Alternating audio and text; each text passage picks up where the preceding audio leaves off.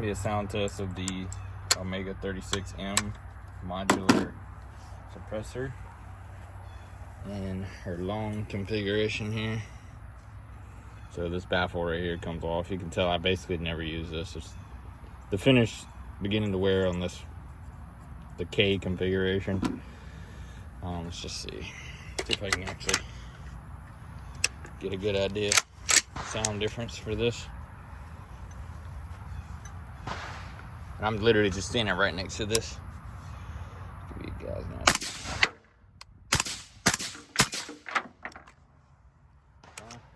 4 rounds, and this is 11.5 inch. See if I can actually get this off without burning myself too damn bad. May actually have to let that cool down.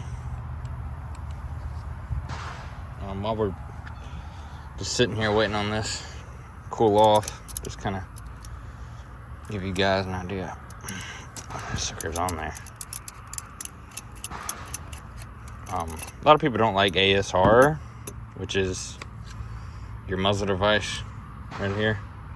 This is the 3-prong, I call it pitchfork, but I mean, I don't know what it's actually referred to as.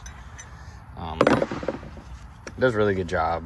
Actually, I guess we'll just go ahead and give you a... These are just standard 55 grain FMJ reloads, hand loads, if you want to call them. Just give you guys an idea.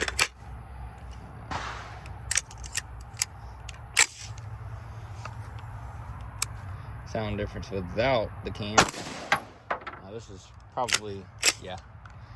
I got the gas setting pretty low here. The mag's not locking back. That's strange. I have this dialed in to basically permanently be ran with this suppressor. So it's not pushing back the bolt far enough. You know what? I'll test this too. See if there's a sound difference between that and a 16-inch. I'm not gonna shoot as many times to try and keep it cooler.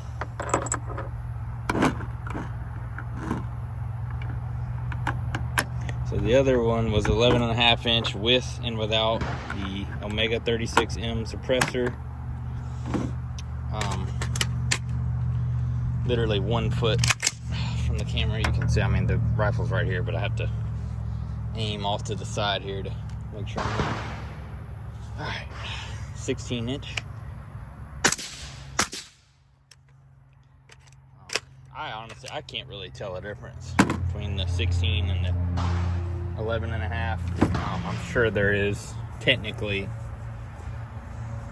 a slight sound reduction for the extra barrel length. Let me see if I can get this thing to come off without burning the shit out of myself too bad here. They send you with these tools. It's not the greatest, honestly, situation here. Ooh, that fucker's hot. Obviously, not recommended. Okay, that's coming off, thank God. Take those off. You can see, I mean, I've got, if I had to guess, I would say 5,000 to 6,000 rounds through this. That part's hot as shit, too. Gotta get that end cap off. Let me see here. Okay. And this is the, obviously, not obviously, the one that it comes with, this front end cap. They sell caliber specific end caps. This is the actual 9mm or 36 cal end cap, as you can see here. It's got marred up from me screwing around with it. Apparently, if you match up the end cap with your appropriate caliber, it will reduce the sound. I think it's like 3 to 5 decibels, which I'm not a audiologist. I don't really even know what the fuck that, I don't know when you would notice it. I think around the 3 decibel mark is when you would notice it.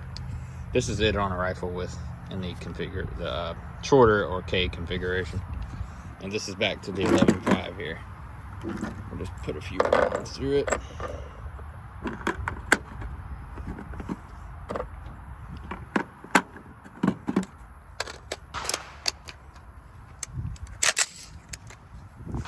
Okay, 2 rounds.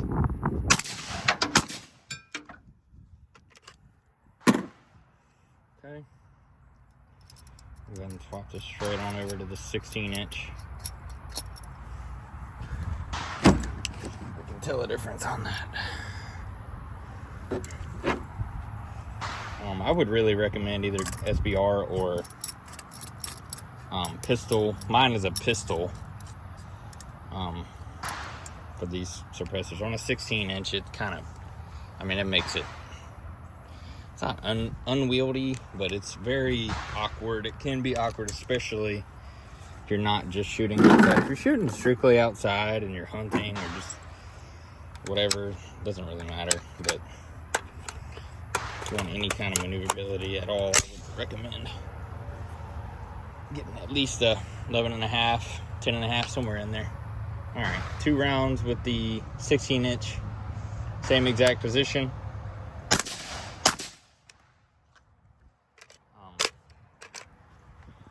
I actually think you may have noticed a slight difference there with this one. Just, it's not that it's quieter, it's that the sound is a little more less tinny, I guess. Less, I think it's port pop is what the technical term for it. But anyways, just a quick little rundown there. I know I didn't shoot too much with it. You know, we may try one more thing. I'm gonna have to step away from the camera, but I'm gonna give you guys an idea. 10 yards down range here. Try to aim it up if I can.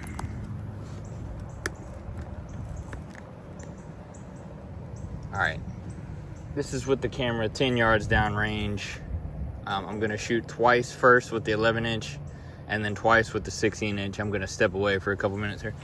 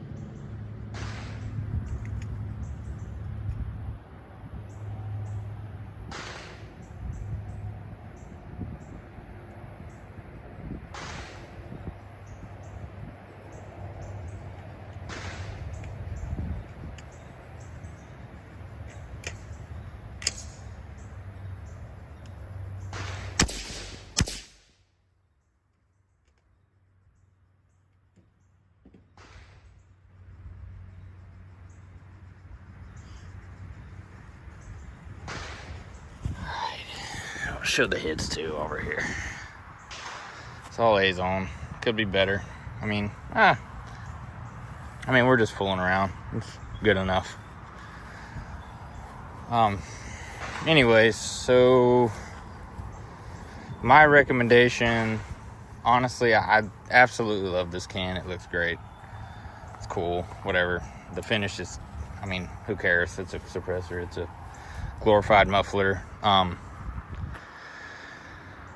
I actually think I would probably recommend getting a dedicated 5.56K, one of the flow-throughs, whatever Hux works. SilencerCo makes one now, the Velos. Get you a K can for your 5.56. I mean, let's be realistic. We're not, 5.56 is pretty loud no matter what you do, so you might as well get something a little more maneuverable. This is, I mean, if it's direct thread, this would be a very manageable and short situation here, but I would recommend getting a K can for 5.56. If you need 30 cal, just get another can. I mean, the modular thing, it's honestly, I really got this more because of 9mm. It's hilarious though, because I pretty much never use it for anything other than 5.56. So it's kind of like, if you get one down the road, you want 9mm capabilities, just get a dedicated 9mm. I mean, these cans, especially I think it's YHM, they make a really good 9mm can that's probably like, I think it's around $500, and I know that's plus the $200. It's $0 now. I mean, I know we lost the battle, but not the war. I mean, $0 now for a tax stamp. A $0 tax stamp is kind of hilarious. Apparently that's a thing, boys. That's a thing. But just quick, very unprofessional, unscientific video of the Omega 36M can. Any questions, let me know.